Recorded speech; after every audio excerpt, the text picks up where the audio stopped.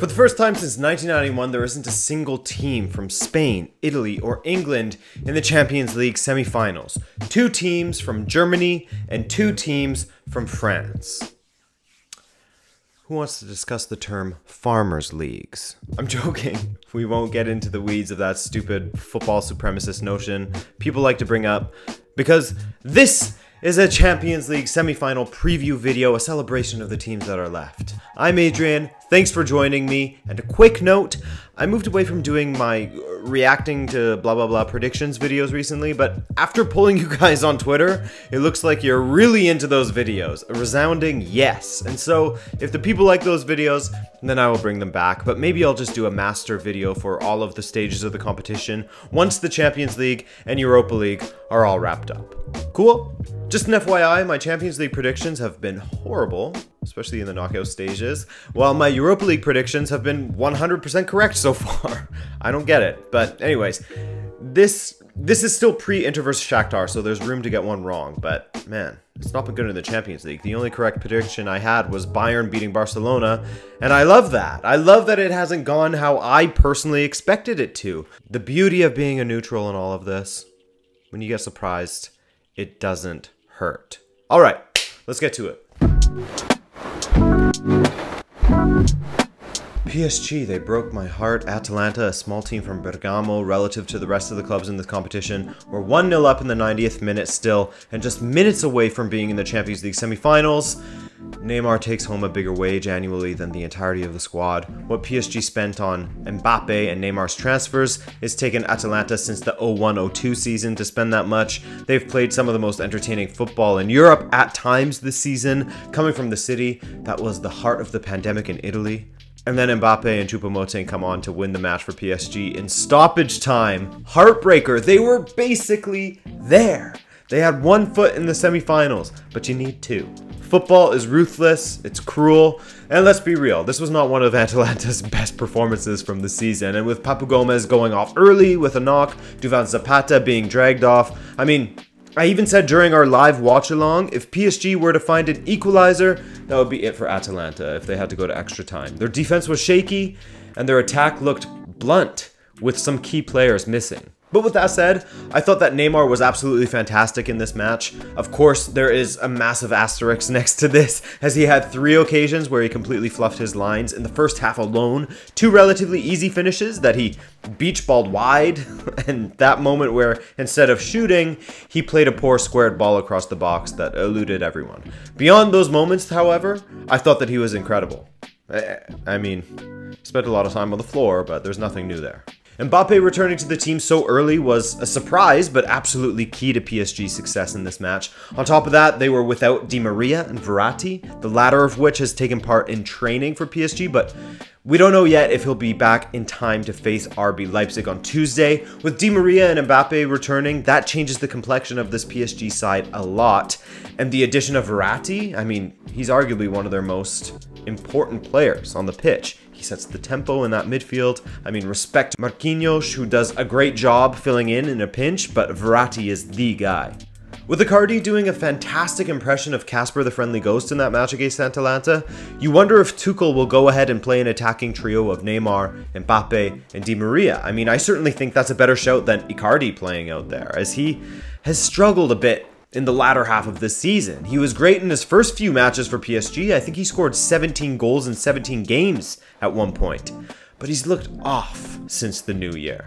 But what about Leipzig? It takes 2 to tango, right? They've been slowly but surely rolling their way through Europe, dispatching of a Spurs side that wasn't in their best moment, to be honest with you, plagued with injuries, and then dealing with a terrible Atletico side fairly well. Well, Atletico wasn't terrible, I guess, but this looked more like the Atletico from the first half of the season than the Atletico of the latter half of the season that went on that long unbeaten run to get back up to 3rd place in La Liga. In fact, Leipzig was largely in control for most of the match, as Atletico seemed disinterested in attacking for most of it. That is until João Felix was brought on, and then Atletico was finally interested in scoring goals, which they did via a João Felix penalty, and then again promptly reverted to retreating into their defensive shell. No idea if that was ordered by Simeone from the sidelines or if the players just reverted on their own, But it smacked of a team that thought that they were playing away to Leipzig and was trying to hold on to the 1-1 draw to take the away goal back home to Madrid. No way! That's the beauty of the single match elimination. You don't get to pull that kind of stuff out of the bag. You are punished for it. But Leipzig, what can I say about Dayot Upamecano that hasn't already been said? Every single European team needs to make this guy their #1 priority. In an age where quality center backs are hard to come by, a 21-year-old that has played this well needs to be bought by everyone. He was incredible, as was my guy Marcel Sabitzer. Longtime subscribers know that Rabona TV has been riding the Marcel Sabitzer hype train for a long time now. Sabitzer, Haaland, and Davies, the three kings of Rabona TV. But yes, much credit must be given to Julian Nagelsmann, the youngest manager to make it this far in the Champions League at just 33 years old.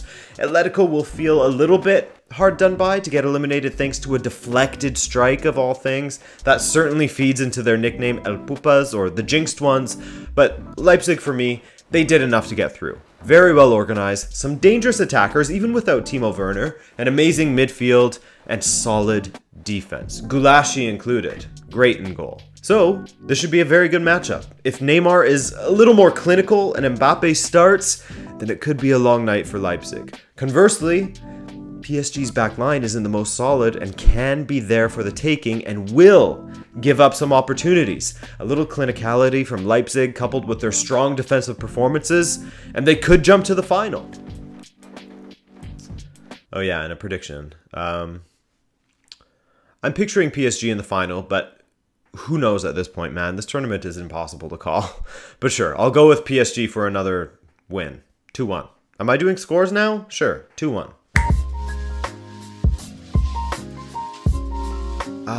Bayern Munich versus Lyon. Bayern have been my pick for a while now to win the Champions League, and their showing against Barcelona only furthered the belief that they will pull this thing off. Granted, Barcelona are a shadow of themselves, of what they used to be. This is not the team from 5 years ago that boasted quality all over the park, but still, to lose 8-2. 8-2, man. No 8-2 puns in this episode, I promise. Yet another embarrassment for Barcelona though. First it was Roma, then Liverpool, and of course their mentality has been tossed on the floor and stomped, basically. They became easily shaken after that Roma turnaround, even more so after Liverpool, and now this, 8-2 not on aggregate but in a single match, they've lost themselves. You know, maybe I should do a video on how they're losing their identity, on how they've moved away from what made Barcelona, how the board is destroying the club and La Masia, how they've allowed it to age out too much, how their mental strength has been shaken. If only I did a video on that was linked in the description. Bayern, on the other hand, have not rested on their laurels in regards to how they have built their squad, buying young talent before their regulars have aged out, and didn't I do a video on that as well back in July? I thought I... But anyways, this match wasn't even a competition at times, as the first 5 goals were all scored by Bayern players, one of which being a beautiful looping strike by David Alaba right past Manuel Neuer. Luis Suarez did well to make it 4-2, but then the Alphonso Davies show kicked into gear as he made Semedo look like the Barcelona kit man before cutting it back to Kimmich. And then Bobek scored from a Coutinho cross, and Coutinho scored a brace against his former team to twist the knife a little further. It was ugly, man. Beautiful from Bayern, ugly from Barcelona. That right side of Semedo and Sergio Roberto was just whack. Embarrassing to watch, as Semedo was constantly caught too far upfield, leaving tons of space for the left winger of Bayern, Perisic in this case. Roberto doesn't track back to cover, meaning Piqué is drawn out from the middle, meaning there's more space in the middle. A nightmare. It was nightmare defending. This Bayern team, though, is looking unstoppable. Their defense with Boateng is maybe their only weak point, but the rest of the back line is great. Alaba is solid. Kimmich is, of course, amazing. Davies is the future best left back in the world.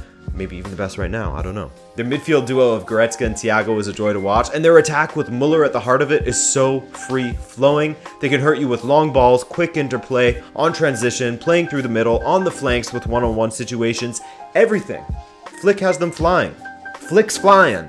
Lyon, on the other hand, are very, Very strange. They sacked Silvinho in October. They only made it as high as 7th in Ligue 1 before it was called. They lost a cup final only due to penalties. And then they bounced Juventus and Man City out of the Champions League. Something is telling me that their 7th place finish is just a misnomer, and had they had the opportunity to play their remaining matches in the league, they would have climbed higher. I'm almost sure of it. Why?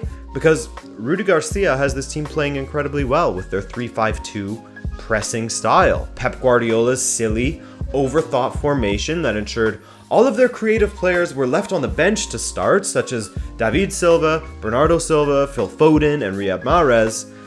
That didn't help things at all, and there is some blood on Pep's hands, as well as Raheem Sterling's for that miss from 5 yards out when the match was still at 2-1.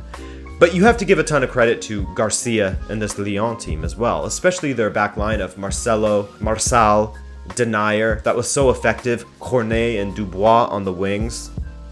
Great defending. Then you had the midfield of Caqueret, Guimarães, and Awar with some real quality, though Guimarães and Caqueret were class as well. A great team performance against Guardiola and City. Respect to the saves that Lopes made, and the 2 goals from Dembele off of the bench. This team has a lot of talent, and again, more and more, that 7th place standing after 27 matches or so it seems like a red herring. But with that said, I don't think that Lyon will get blown out of the water just as Barcelona did, at least perhaps not to that extent. Of course, there's always a possibility of that, as Bayern have blown many teams out of the water this season. Just ask Spurs, Barcelona, Schalke, Hoffenheim, Red Star.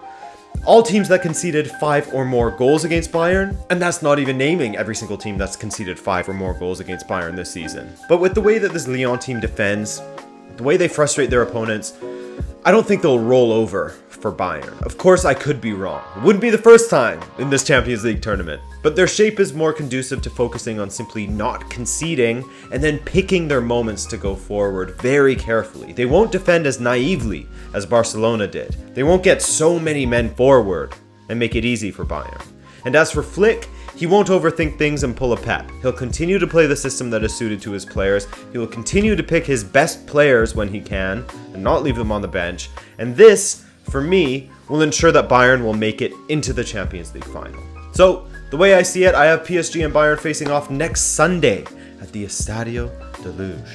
What a great place for a European final. How do you see it? Be sure to let me know in the comments. As always, it's so fun to see your guys' opinions and how they differ from mine, seeing your insight. It's great. My name is Adrian, and if you enjoyed this video and you are new around here, then consider subscribing to Rabona TV. If you didn't like it, just give it a thumbs down to let me know. Thanks for watching, and I'll see you during the watch-along, I hope, on Tuesday, PSG versus Leipzig, or join me on Wednesday for Bayern versus Lyon. Alright? Ciao.